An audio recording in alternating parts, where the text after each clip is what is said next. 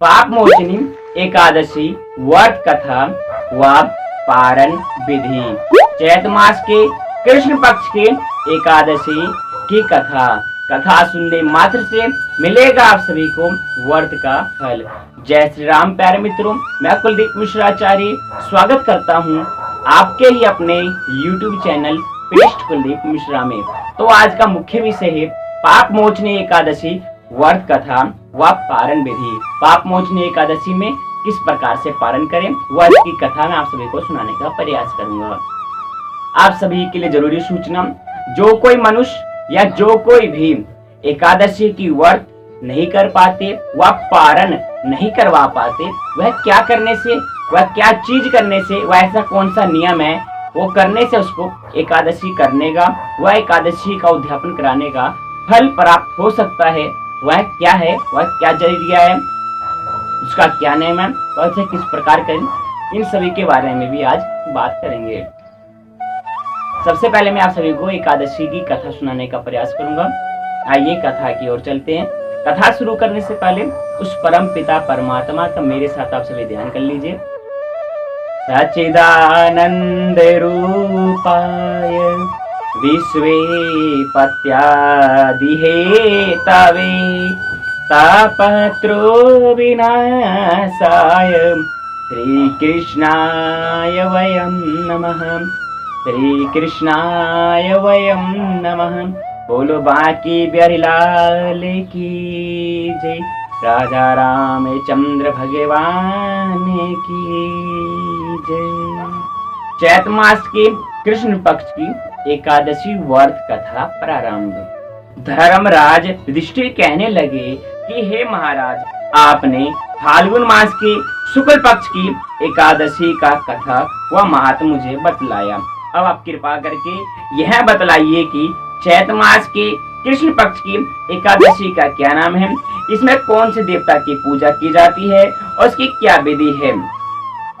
श्री कृष्ण भगवान कहने लगे, हे राजन, यहीं पर एक समय राजा मानधाता ने लोमस ऋषि से किया था और जो कुछ उन्होंने उत्तर दिया वह सो वही मैं तुमसे कहता हूँ। लोमस ऋषि कहने लगे कि हे राजन, इस एकादशी का नाम पाप मोचनी एकादशी है।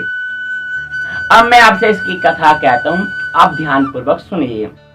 प्राचीन समय में कुबेर का चैत्रथ नाम का एक वन था। उसमें गंधर्व की कन्या किन्नरों के साथ विहार करती थी। वह अनेक प्रकार के पुष्प खिले रहते थे। उसी वन में अनेक ऋषि भी तपस्या करते थे।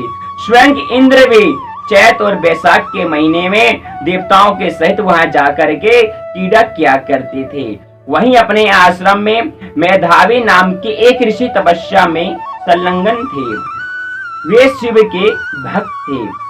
एक समय मंजू घोष नाम की अप्सरा ने उनको मोहित करने का विचार किया। वह ऋषि के भय के मारे समीप तो नहीं गई, वरन दूर बैठकर विरल पर मधुर गीत गान करने लगी। उस समय कामदेव भी मेधावी ऋषि को जीतने की चेष्टा की। उन्होंने एक सुंदर अप्सरा के भ्रू को धनुष, कटाक्ष की डोरे, नेत्रों को धनुष की लचक और पूंछों को पूरी बना करके मंजू घोष को सेनापति बनाया। उसी समय मेधावी ऋषि भी युवा और हष्ट पुष्ट थे, साथ ही यज्ञोपवीत तथा दंड धारण किए हुए परम तेज से युक्त थे। मंजू घोष ऐसे सुंदर ऋषि को देख करके उनकी सुंदरता पर मुग्ध हो गई और अपने गीत, चूड़ियों और नृपों की झंकार तथा नृत्य कला द्वारा हाव भाव दिखा करके मुनि को रिझाने लगी। पर्याप्त एक समय तक वह काम चलता रहा और अंत में कामदेव ने ऋषि को पराजित कर दिया। फल स्वरूप ऋषि मंजू घोष के साथ रमन करने लगे और काम के इतने वशीभूत हो गए कि उन्हें दिन तथा रात्रि की कुछ भी विचार नहीं रहा। इस प्रकार बहुत समय बीत गया। तब एक दिन मंजू घोष कहने लगे कि हे ऋषि जी, बहुत दिन बीत गए, अब मुझे स्वर्ग जाने की आज्ञा दीजिए। मुनि ने कहा, आज इसी संध्या तो आई हो प्रातः काल होने तक चली जाना। मुनि के ऐसे वचन सुनकर अप्सरा कुछ समय तक और रुकी। अंत में उसने पुनः मुनि से विदा की आज्ञा मांगी। मुनि कहने लगे कि अभी तो आधी रात ही हुई है। अप्सरा ने कहा, महाराज आपकी रात तो बहुत लंबी है, इसका क्या परिमाण है? मुझे यहाँ पर आए कई वर्ष बीत गए हैं। उस अप्सरा की यह बात सुनकर मुनि को समय का ज्ञान हुआ और विचार करने लगे कि इस अप्सरा के साथ रमन करते हुए हमको 57 वर्ष 9 महीने 3 दिन बीत गए। तब वह उनको काल के समान प्रतीत हुआ। अंततः क्रोधित होने पर मुनि की आंखों से ज्वाला उत्पन्न होने लगी। वे कहने लगे कि मेरे कठिन परिश्रम से एकमात्र की गई तपस्या को तूने नष्ट कर दिया है। तू महापापनी है और दुराचारणी है, तुझे धिक्कार है। तूने मेरे साथ घात किया है, इसीलिए तू मेरे श्राप से पिशाचिनी हो जा। मुनि के श्राप से मंजू घोष तत्क्षण पिशाचिनी हो गई और भयभीत होकर के मुनि से प्रार्थना करने लगे कि महाराज इस श्राप का किस प्रकार से निवारण होगा। अप्सरा के ऐसे दीन वचन सुनकर के मुनि कहने लगे, हे दुष्ट, यद्यपि तूने मेरा बहुत अनिष्ट किया है, परंतु फिर भी मैं तुझे श्राप से छूटने का उपाय बतलाता हूँ। चैत मास के कृष्ण पक्ष की एकादशी का नाम पाप मोचनी एकादशी है। यह सब प्रकार के पापों का नाश कराने वाला है। तू उसका व्रत कर, जिसके करने से 50 योनि से मुक्ति हो जाएगी। ऐसा कह करके मेधावी ऋषि ने अपने पिता चयवन ऋषि के आश्रम में चले गए। मेधावी को देख करके चयवन ऋषि कहने लगे कि अरे पुत्र, तूने ऐसा क्या किया जिससे तेरा सारा पुण्य छिन्न हो गया। मेधावी ऋषि कहने लगे कि हे पिताजी, मैंने अप्सरा के साथ रमन करके घोर पाप किया है। अब आप इस पाप से छूटने का कोई प्रायश्चित बतलाइए, मुझे बतलाइए। तब चयवन ऋषि बोले, हे पुत्र, चैत मास के कृष्ण पक्ष की एकादशी का नाम पाप मोचनी एकादशी है, जिसका वध करने से सब पापों का नाश हो जाता है। इसलिए हे पुत्र, तुम इस एकादशी का व्रत करो। पिता की आज्ञा पाकर मेधावी ऋषि ने भी इस एकादशी का व्रत किया, जिससे अनेक पाप उसके नष्ट हो गए और पवित्र हो गए। उधर मंजू घोष ने भी इस व्रत के प्रभाव से 50 योनि से मुक्ति मिल गई और दिव्य देह को धारण करके स्वर्ग लोक को चले गई।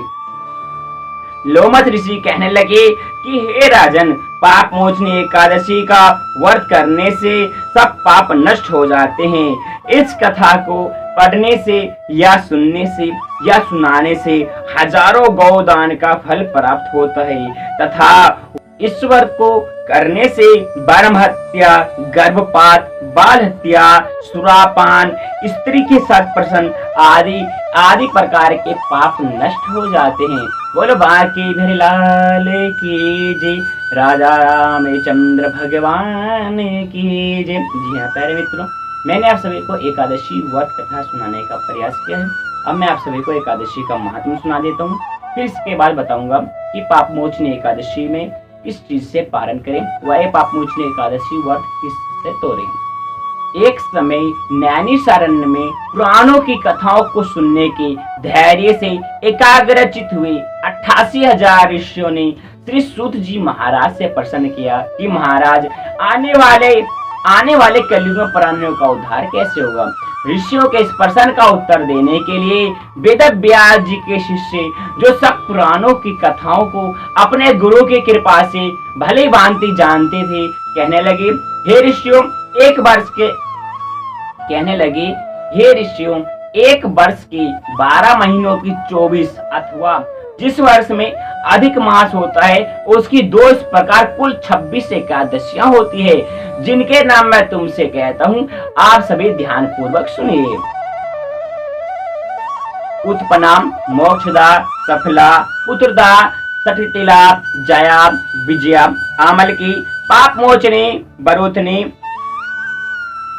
कामदा, बरुथनी, मोहिनी, अपरा, निर्जला, योगिनी, पद्मा, कामिका, पुत्रदा, आजा, बामन, इंद्रा, पापकुशम, रमा, देव प्रोधनी, पद्मिनी, परमा।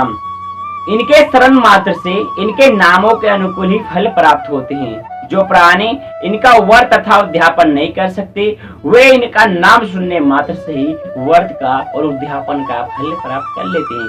बोलो बांके बिहारी लाल की जय। जी हाँ प्यारे मित्रों, मैंने आप सभी को पाप मोचनी एकादशी व्रत कथा सुनाने का प्रयास किया है। अगर आप सभी को हमारी वीडियो पसंद आई हो तो आप सभी हमारे वीडियो को लाइक करें, ज्यादा से ज्यादा शेयर करें। साथ ही अगर आप सभी हमारे इस यूट्यूब चैनल पृष्ठ कुलदीप मिश्रा पर पहली बार हो तो हमारे इस यूट्यूब चैनल को सब्सक्राइब जरूर करें।